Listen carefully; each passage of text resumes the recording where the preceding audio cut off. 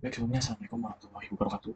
Perkenalkan, nama saya Abdurrahman Maliki dengan 3 digit NIM terakhir 048. Di sini saya akan melakukan praktikum mengenai routing statik. Nah, di sini sebelum kita melakukan praktikum, untuk memenuhi tugas mata kuliah jaringan komputer yang ditempuh oleh Bapak Agus Prihanto, saya akan menjelaskan sedikit mengenai dasar teori routing statik. Yang dimana routing statik ini merupakan jenis routing yang dilakukan oleh admin untuk mengkonfigurasi informasi tentang jaringan yang dituju secara manual. Nah, ciri-cirinya ada routing spesifik ditentukan oleh admin, mengisi tabel routing dilakukan secara manual oleh admin jaringan. Nah, cara kerjanya di sini ada tiga. Yang pertama itu konfigurasi router yang dilakukan oleh admin.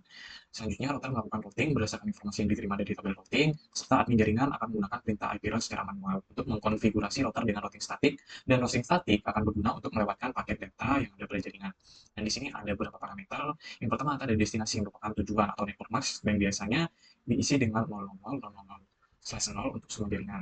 Dan di sini ada gateway data dump yang dicapai melalui antar muka, dan ada preferensi source, alamat tujuan paket, dan meninggalkan router melalui alamat IP serta distance 0 sampai 255 adalah jarak administrator jaringan dari router.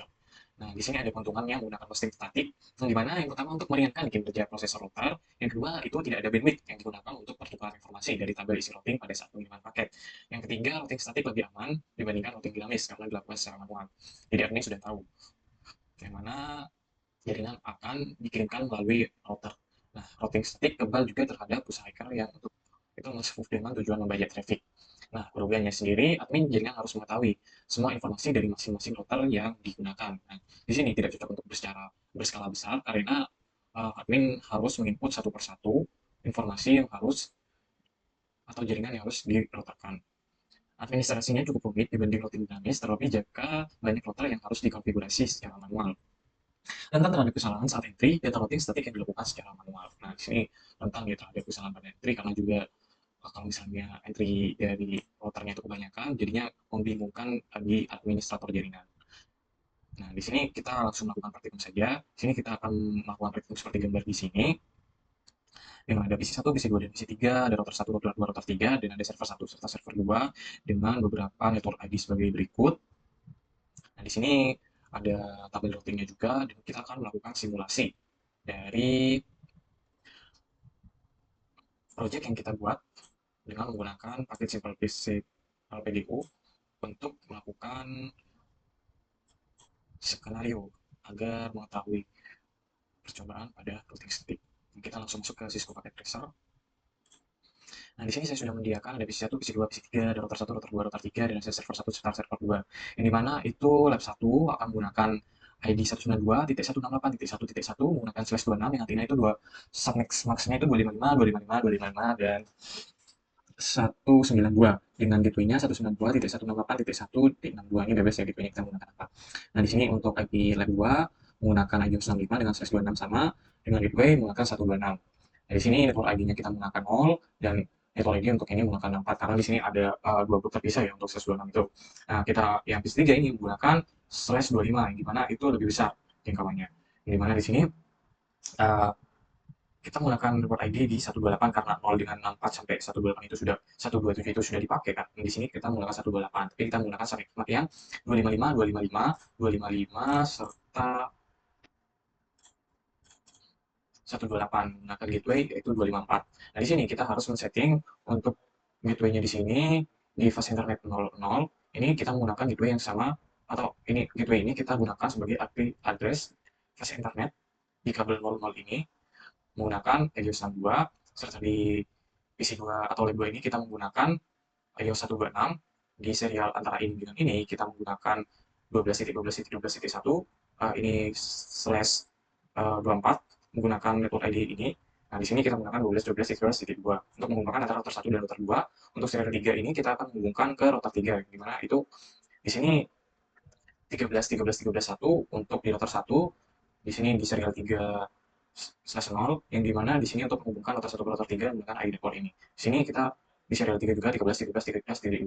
Di sini untuk menghubungkan router 2 ke router 3, kita menggunakan saya menggunakan itu IP serial 3 ke IP serial 2. Nah, di sini 232323.1 untuk IP address-nya, dan di sini 232323.2 dengan ID network-nya 232323.0. Kita menggunakan slash 24 yang sama. Nah, di sini Untuk fast internet, nah dari sini dari server satu ke router 3 atau server 2 ke router 3 kita menggunakan gateway yang sama dengan gateway maksudnya untuk IP address fast internet yang 0.0 itu ke server satu menggunakan 33.33.33.3 dan juga sama dengan di server 2 itu gateway-nya maaf ini 43 harusnya 43 43 43 43 43 43 43 tiga tiga. Nah, di sini gateway-nya akan diisi di IP address ini di internet 1/0 dengan 43.43.43. Dan di sini nah kita sudah jadi, oh ya untuk cara settingnya kita klik ini, kita klik stop, klik configuration, kita setting di sini ya. Nah, setelah itu bagaimana sih kita menghubungkan PC 1 ke PC 3? Nah, di sini kita belum bisa menghubungkan karena belum di setting. Bagaimana cara kita men-settingnya? Nah, di sini kita masuk ke router 1. Nah, kebetulan saya di sini sudah men-setting, yang dimana di sini kita harus men-setting routing statik agar bisa menghubungkan uh, antara lab 1 atau PC 1 ke lab 3 atau ke PC 3. Antara PC 2 ke PC 3, antara PC 1 ke server 1, atau PC 1 ke server 2, antara PC 3 ke server 1, atau PC 3 ke server 2. Kita harus men-settingnya agar bisa menghubungkan antara router 1, router 3, baru ke server 1. Nah, kita harus meroutingkan secara statik di sini. Nah, di sini akan saya menjelaskan di mana network ini merupakan destinasi dari ID network. Di mana kita coba misalnya ke PC 1 ini, kita coba ke PC 3 yang ini. Nah, di sini kita setting dulu untuk ID network destinasinya itu yang ini, yang ID 128, kita menggunakan /25 untuk masknya, dan juga via apa? Maksudnya itu kita menghubungkan dari router 1 ke router 2. Nah, di sini via-nya menghubungkan router 2, yang mana kita harus menulis ID dari serial router 2 yang dimana itu di sini karena network ID-nya 12 tidak 0, di sini kita menggunakan 12 Nah, di sini setelah kita jalankan menggunakan simulasi di Cisco Packet Tracer, maka PC 1 dan PC 3 itu bisa saling berkomunikasi atau mengirimkan data. Nah, selanjutnya juga seperti itu, kita harus men-setting untuk bisa menghubungkan ke server 1 ke server 2.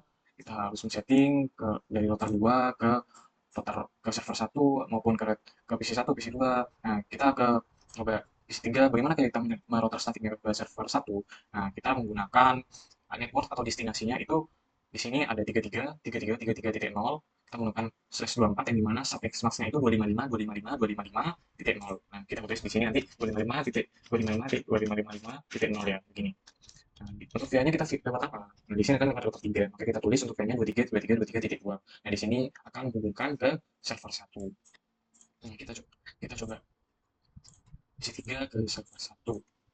Nah, di sini melalui router 2 ke router 3 dan ke server 1 akan merespon dan mengembalikan ke PC 3. Nah, data berhasil dikirimkan. Nah, di sini kita akan melakukan percobaan sesuai dengan skenario yang telah dibuat, yang mana kita kirimkan paket simbol PDU dari PC 1 ke PC 2. Di sini dari PC 1 ke PC 2. Nah, paket yang dikirim telah berhasil. Kita coba yang selanjutnya yaitu PC 1 ke PC 3.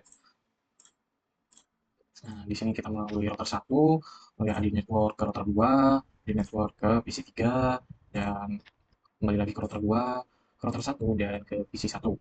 Nah, kita sudah berhasil diterima oleh PC 1. Kita coba selanjutnya yaitu PC 1 ke server 1. PC 1 ke server 1.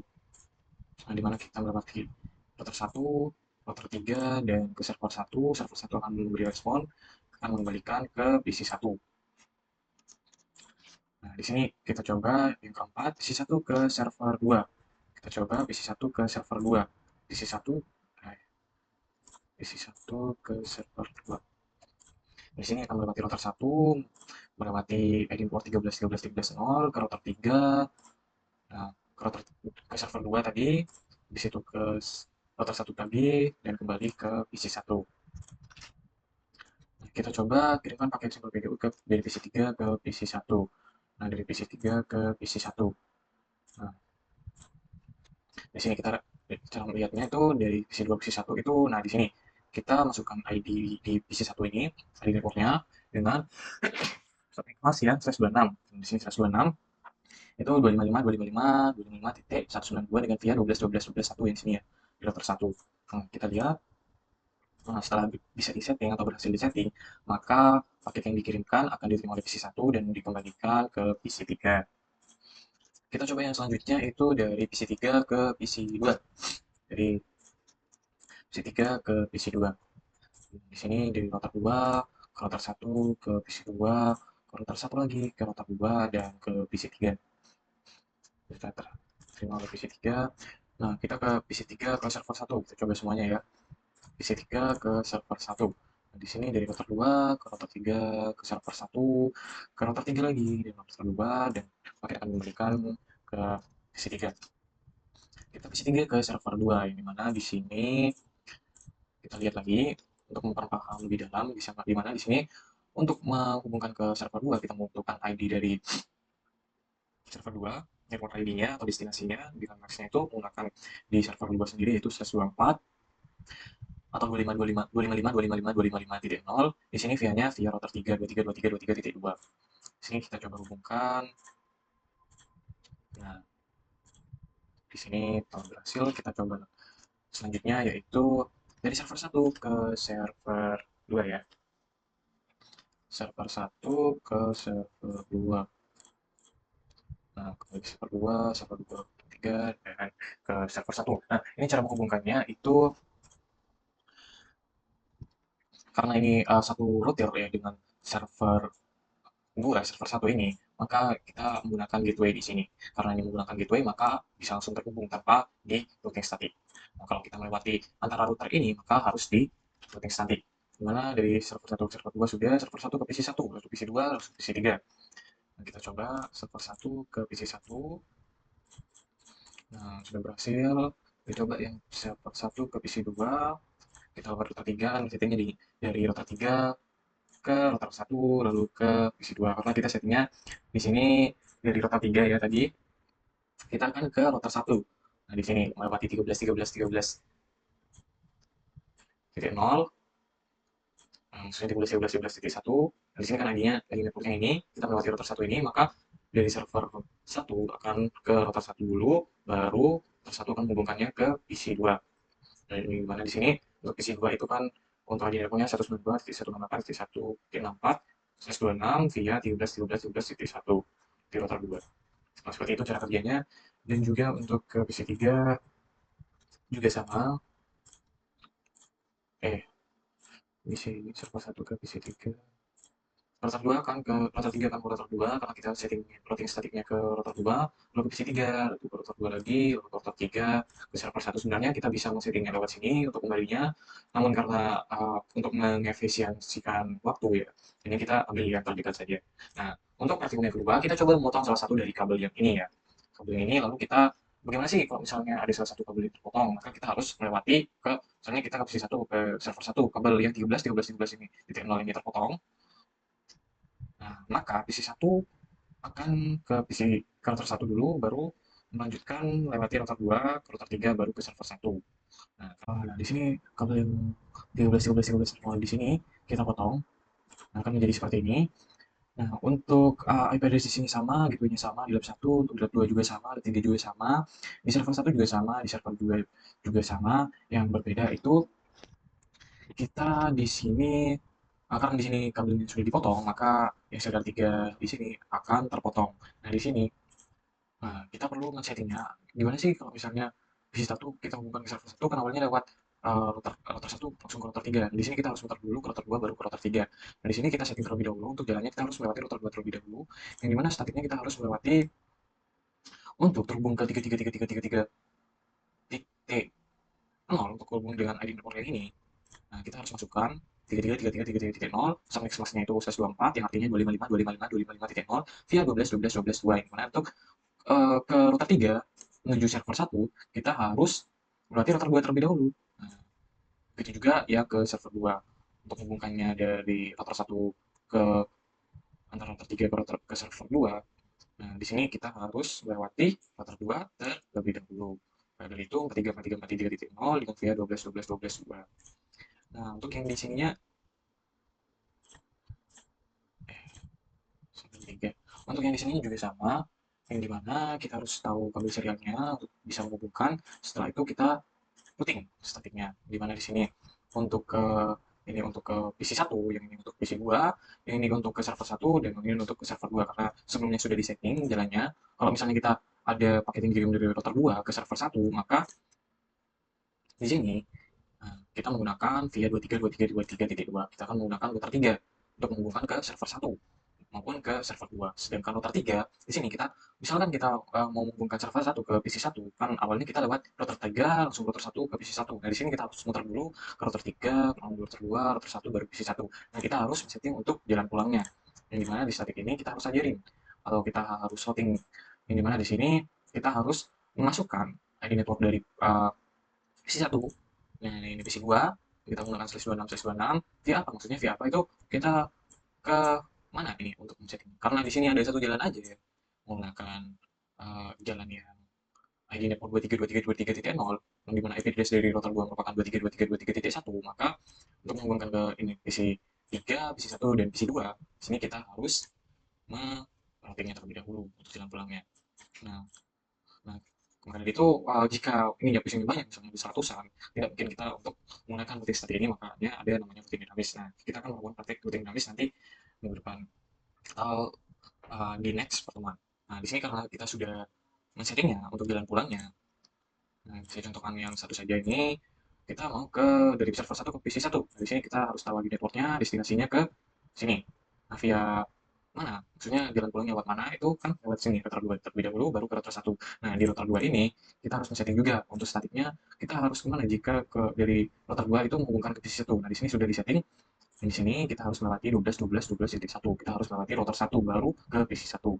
Nah, karena sudah setting, kita kita coba satu-satu. Pertama kita coba PC 1 ke PC 2 terlebih dahulu. Di sini sudah bisa, karena sebelumnya sudah bisa juga. Kita coba PC 1 ke PC 3. Nah, sebelumnya juga sudah bisa. Kita coba yang ini aja. PC 1 ke server 1. Nah, kita ke router 1 terlebih dahulu, lewat ID network ini, lalu ke router 2 melalui ID network 12.12.12.0, lalu ke router 2 dengan IP address 12.12.12.2, lalu ke router 3, lalu ke server 1, router 3, ke router 2 lagi, dan ke router 1, serta ke PC 1. Nah, setelah itu baru ke PC 2, kita coba ke server 2, yang dimana akan melalui router 1 seperti PC 1 tadi. Nah, di sini kita setting router 1-nya seperti ini. Nah, ketika ke server 2 dengan ID network 434343.0 dengan via 12.12.12.2 di sini, maka kita akan terhubung ke router 3, dan router 3 akan menghubungkan ke server 2. Nah, di sini di router 2-nya akan menghubungkan via 23.23.23.2 ke router 3 ke server 2, dan router 3 lagi serta router 2 lagi ke router 1, nah, lalu ke PC 2, seperti itu. Nah, kita coba ke yang server ke 1 ke PC 1. Nah, sama seperti PC 1 ke server 1 tadi, jadinya kita karena sudah setting arahnya atau routing statiknya, nah di sini maka akan langsung terhubung tanpa ada kegagalan. Sama juga dari server 2 ke PC 1, melalui router 3 dulu, ke router 2, ke router 1, serta ke PC 1. Nah, di sini kesimpulannya bahwa routing dinamis itu memang kita harus routing terlebih dahulu agar bisa melewati antar router untuk menghubungkan suatu komputer ke komputer lain ataupun satu komputer ke suatu server.